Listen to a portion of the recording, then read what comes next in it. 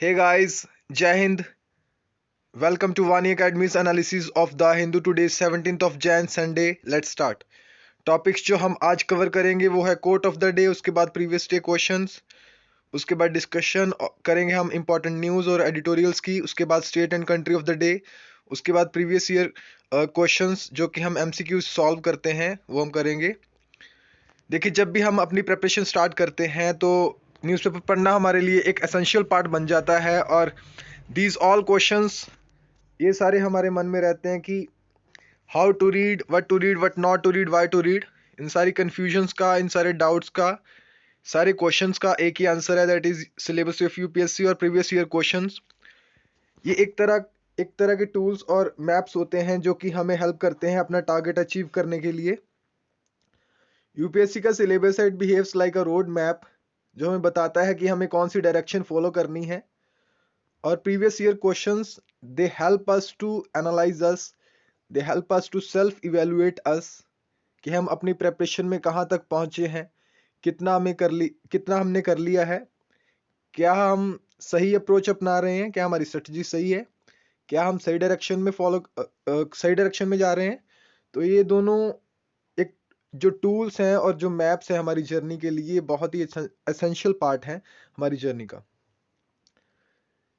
जो जर्नी है यूपीएससी की, that is basically divided into 3 stages: prelims, mains और पर्सनालिटी टेस्ट।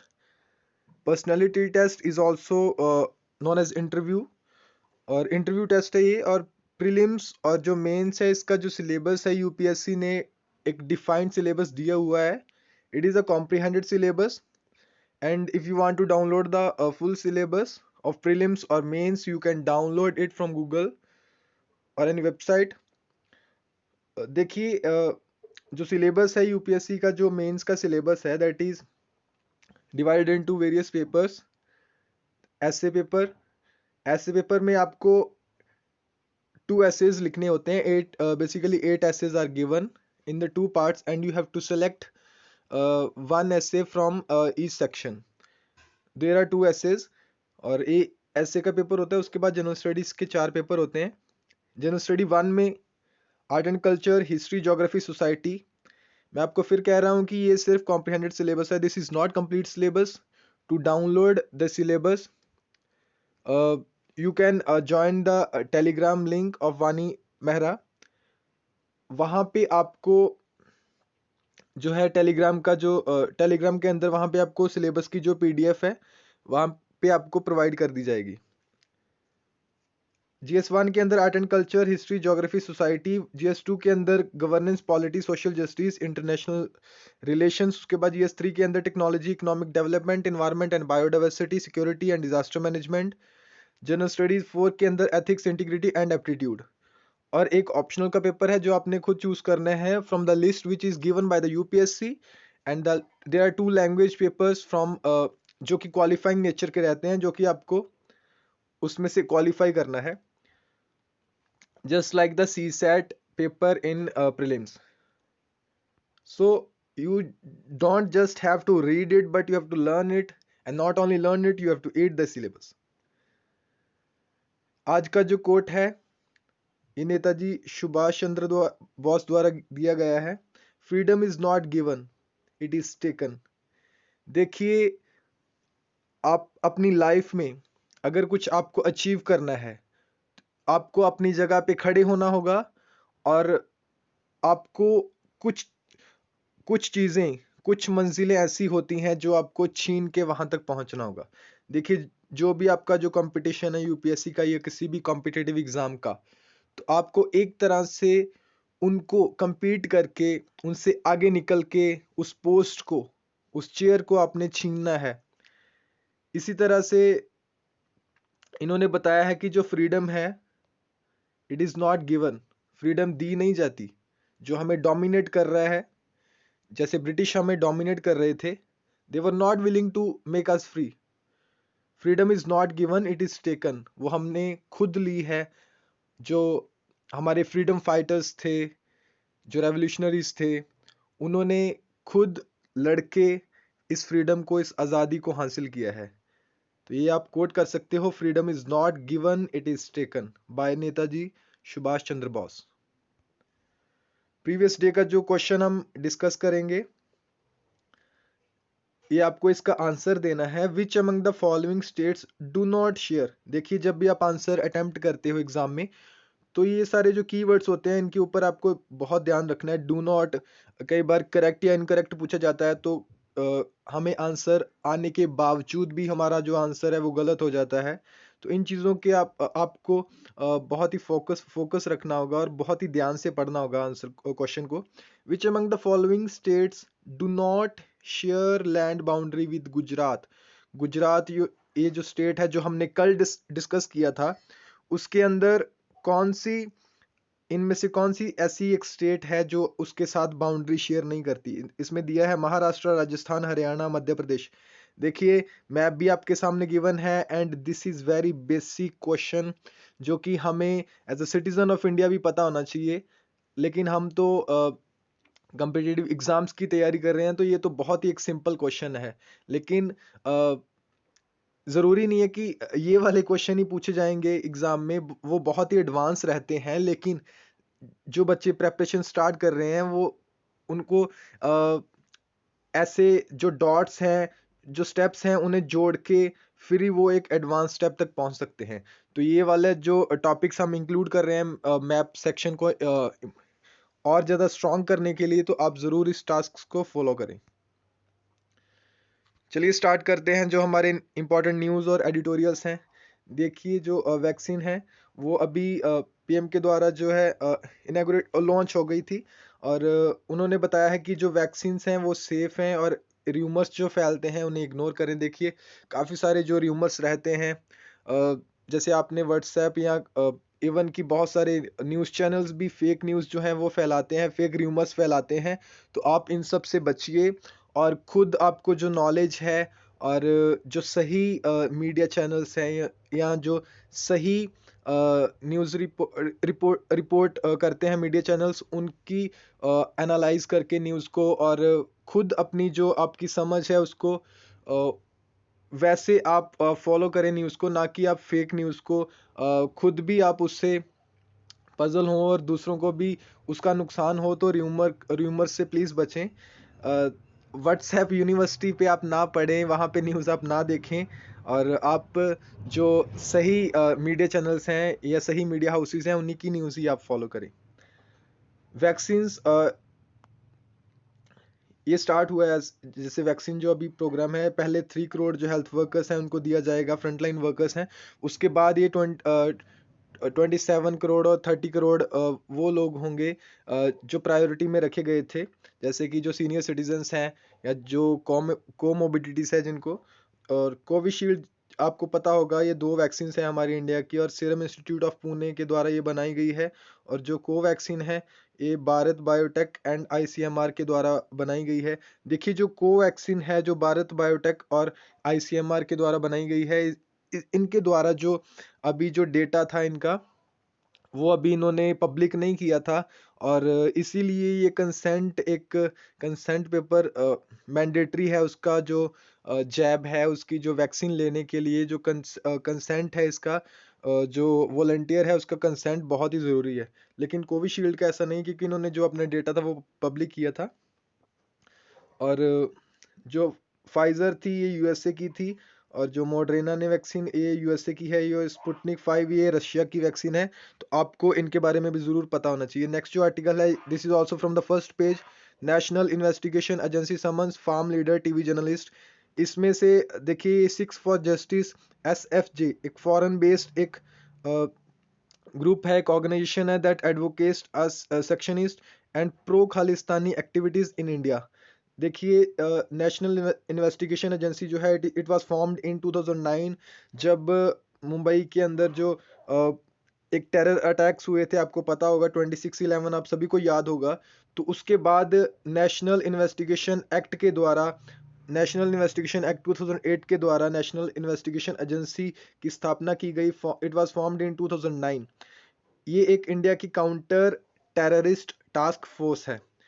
तब हमने देखा कि कैसे हमारे देश को नुकसान हुआ, कैसे हमारी इंटेलिजेंस जो एजेंसीज थी, they were basically not able to prevent that prevent that to happen, that attack to happen, इसलिए इसका गठन किया गया। और 2019 में रिसेंटली इसको इस बिल लेके आया गया जिसको पास किया गया, और इसके ताकि इसकी पावर्स को और बढ़ाया जाए, इसके बारे में भी आप पढ़ सकते हो। देखिए ये मैंने अभी एक जो दिल्ली एडिशन था उसके पेज के ऊपर देखा, तो यहाँ पे दिल्ली एजुकेशन का जो कॉन्फ्रेंस चल रहा था 11 से 17 तक, जिसमें 7 डे का ये सेशन था, और 7 डेज और 8 सेशन थे इसमें, और 22 एक्सपर्ट्स को बुलाया गया था, ताकि टीचर्स के साथ, स्टूडेंट्स के साथ, पेरेंट्स के साथ वो कम्युनिकेट करें किस लेवल का एजुकेशन होना चाहिए। देखिए ACM हैं दिल्ली के, और आपको पता ही होगा कि जो दिल्ली गवर्नमेंट्स की पहले क्या हालत थी और कैसे अभी वहाँ पे इम्प्रूवमेंट आई है।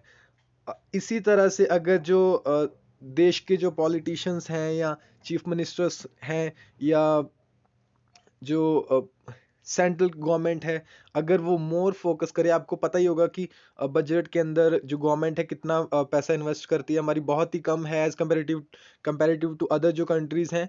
और एजुकेशन के अंदर बहुत ही जो कम पैसा दिया जाता है, उसमें से भी काफ़ी ज़्यादा पैसा जो सैलरीज के, टीचर्स की सैलरीज के ऊपर चला जाता है, पेंशन्स के ऊपर चला जाता है। तो बहुत ही जो कम पैसा है वो एजुकेशन के ऊपर खर्च होता है।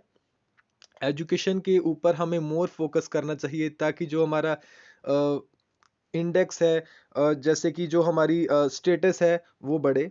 और एजुकेशन जो is the most powerful weapon which you can use to change this world. देखिए जो हमने जो बच्चे इसको फॉलो कर रहे हैं, उनको पता होगा कि नेल्सन मंडेला का जो आज एक कोट है, हमने पहले भी कोट्स में डिस्कस किया है, education is the most powerful weapon which you can use to change the world. Education ही एक ऐसा वेपन है जो हम यूज़ कर सकते हैं। है तो ये वेपन, लेकिन ये नेगेटिव फॉर्म में नहीं यूज़ किया जा सकता। तो एक ये ऐसा वेपन है जो हम दूसरों को चेंज करने के लिए यूज़ कर सकते हैं, ताकि जो हमारा समाज है, हमारी सोसाइटी है, उसकी ग्रोथ हो, और जो इविल्स हैं या क्राइम्स जो होते हैं उसको हम रिड्यूस कर सकें।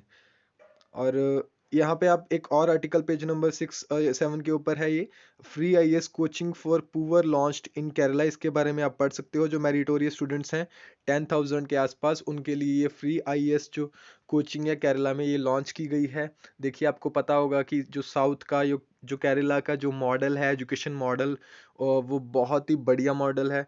और आपको ये जान के बहुत खुशी होगी जो बच्चे वानी एकेडमी के साथ जुड़े हैं, कि Vani academy is soon going to bring for you, for two students जो मेरिटोरियस स्टूडेंट्स हैं, लेकिन वो फाइनेंशियली पुअर होने के कारण वो जो कोचिंग इंस्टीट्यूट्स हैं वहाँ पे वो जाके पढ़ नहीं सकते, इतना वो पैसा नहीं है उनके पास। उनके लिए जो वानी एकेडमी है उनका इनिशिएटिव है, और soon we are going to bring for you affordable education at affordable prices.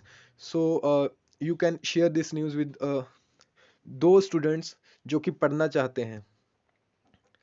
State election commission जो है उसके द्वारा जो पंचायत की जो पोल्स होती हैं वो कंडक्ट करवाई जाती हैं।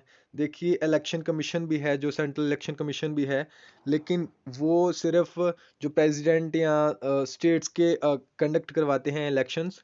और जो स्टेट इलेक्शन कमीशन है that is basically for the जो पंचायत इलेक्शंस होते हैं उसके लिए इसको बनाया गया था। और 73rd कॉन्स्टिट्यूशनल अमेंडमेंट जो हुई हमारे कॉन्स्टिट्यूशन के अंदर, उसके द्वारा जो पंचायती राज था उसको लेके आया गया। और देखिए पंचायत पहले भी थी, आपको पता होगा कि पंचायत पहले भी थी। कुछ बच्चे गलत पढ़ते हैं कि पंचायत तब बनाई गई थी। देखिए पंचायत पहले से थी, बहुत पहले से थी, हमारे एंशियंट इंडिया के टाइम से थी पंचायत, लेकिन पंचायत को ऑर्गेनाइज करने के लिए बोला गया था। और 73rd कॉन्स्टिट्यूशनल अमेंडमेंट जो थी इसमें पंचायत को ऑर्गेनाइज किया गया था। और जो DPSP है, आपको बताना होगा कि कौन कौन से DPSP directive principles of state policy के अंदर इसके रिलेटेड जो है आर्टिकल है। देखिए आपको पता ही होगा कि जो हमारे रिवर्स एंड ये कि वो कितनी पोल्यूटेड है, और ये एक तरह का डिजास्टर भी है। और क्या क्या हमको स्टेप्स लेने चाहिए।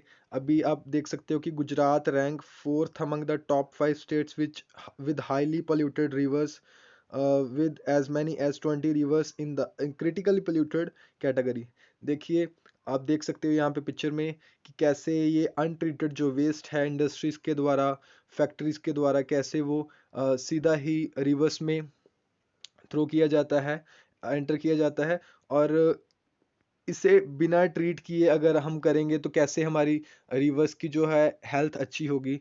और ये वाली आप न्यूज़ पढ़ सकते हो, Gujarat reverse remain highly polluted. Even कि बहुत सारी अभी जो स्कीम्स हैं या गवर्नमेंट के द्वारा चलाई जा रही हैं, उसके बावजूद भी हमारी रिवर्स का ये हाल है। तो it is not a good thing. जब आप क्रिटिकली एनालाइज करते हो अपने आंसर्स को, तो उसमें आप इस तरह की एग्जांपल दे सकते हो कि besides there are very government schemes which are for making the rivers more healthy, more clean, but still there are rivers which are very polluted. Migratory birds flock to Punjab's wetland. जो पंजाब के अंदर एक wetland है हरीके, उसके अंदर ये wetland, उसके अंदर एक वेटलैंड है हरीके। और बर्ड सच एज इरोशियन कूट, grey lag goose, bar headed goose, Gadwal and the northern शॉवलर, ये सारे बर्ड्स हैं, इनके बारे में आप पढ़ सकते हो। Migratory birds flock to Punjab wetland. Punjab के अंदर जो वेटलैंड है हरीके, उसके अंदर जैसे ब्यास एक रिवर है और एक सतलुज रिवर है, वहाँ पे उनका कन्फ्लुएंस होता है, वहाँ पे उनका मीटिंग पॉइंट है। तो वहाँ पे ये वेटलैंड बनती है हरीके, और वहाँ से ही जो राजस्थान को है एक कैनाल प्रोवाइड किया गया है। आपको पता होगा कि जिसका नाम इंदिरा गांधी कैनाल है। तो ये हरीके जो है वेटलैंड, ये पंजाब में है। इसके बारे में आपको ज़रूर पता होना चाहिए। जब इन्वायरमेंट के अंदर आप इसको जनरल स्टडी 3 के साथ भी रिलेट कर सकते हो। इन्वायरमेंट के अंदर जब हम पढ़ते हैं,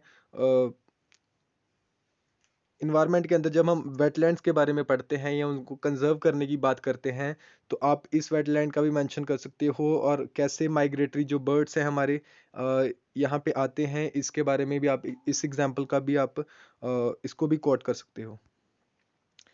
नेक्स्ट देखिए, exotic food exchange in second millennium BCE। देखिए, एग्जॉटिक फूड होता है जो नेटिव ना हो। और यहाँ पे आप देख सकते हो कि trade and cultural ties took place between east and west Asia even in bronze age के अंदर भी। जैसे देखिए, जो जियोलॉजिकल टाइम स्केल होता है उसके डिफरेंट डिफरेंट जैसे इपोक होते हैं, देन इयॉन होते हैं, फिर उसके बाद इरा होता है, उसके बाद पीरियड होता है, फिर इपॉक होता है, फिर एज होता है।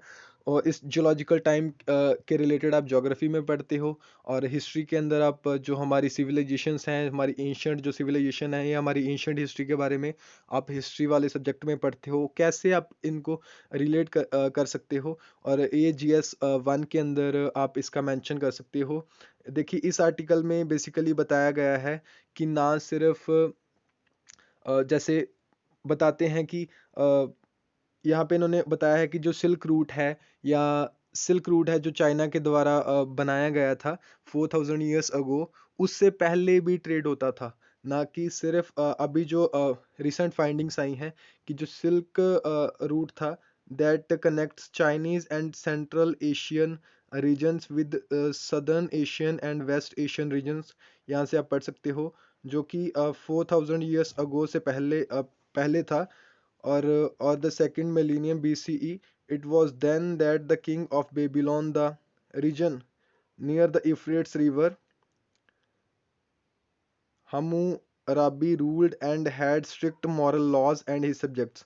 ये आप पढ़ सकते हो। सिल्क रोड्स एक बुक है इसके ऊपर, the Silk Roads a new history of the world, written by Peter Frankopan, mentions how even before that time trade and cultural tides, यहाँ पे आप पढ़ सकते हो, trade and cultural ties were going on between the East and West in the Bronze Age 3000 BCE, that is 5000 years ago.